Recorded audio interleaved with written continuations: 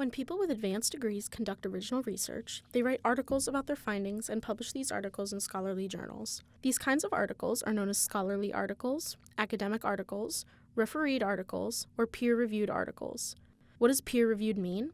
When scholars submit an article to a journal to be published, the editor sends this article to other scholars in the field to review the article. These peer reviewers will critique the article and give suggestions for the original author to improve the article before it can be published. This process helps ensure the reliability of scholarly literature. This is why your professor is always telling you to cite peer-reviewed articles in your papers. Sometimes scholars will write whole books on their research. As you can imagine, scholarly books require a lot of very in-depth research. They usually cover a narrow topic with a lot of detail. When using a scholarly book for your own research, it's usually better to choose 1 or 2 relevant chapters rather than reading the whole book. What about non-scholarly books? Are they ever appropriate for research? It really depends on your topic. If you're writing a paper about 20th century Korean literature, then fiction books like novels or collections of short stories may be appropriate. Whether a book is scholarly or not can be a gray area, especially if it's nonfiction. It's best to check the author's credentials and the sources they cite in their book, if any.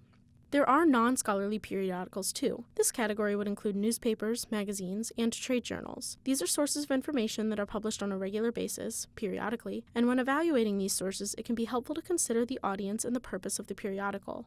For example, a news article is written by journalists for a general audience. The purpose of a newspaper is to provide verified facts that are highly current and impactful to everyday life of the average citizen. Neither the journalist nor the newspaper's readers necessarily have an in-depth knowledge of the topic. A scholarly article, on the other hand, is written for a narrow audience of experts. Since it takes so long for a scholarly article to go through peer review process, the information it provides won't be as current as the information found in a news article.